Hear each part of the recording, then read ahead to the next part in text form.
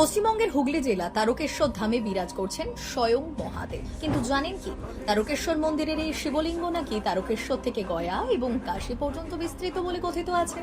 16 শতাব্দীতে বিষ্ণুদাস নামের এক রাজা রামনগর অঞ্চলে রাজত্ব করতেন। তার ভাই ভারমুল্লু ছিলেন এক যোগী, যিনি ঈশ্বরের সাধনায় জীবন উৎসর্গ করেছিলেন। পুজোর উপকরণ সংগ্রহ করতে তিনি প্রায় জঙ্গলে যেতেন। সেই সময়ে আজকে তারকেশ্বর এলাকার নাম ছিল তারাপুর।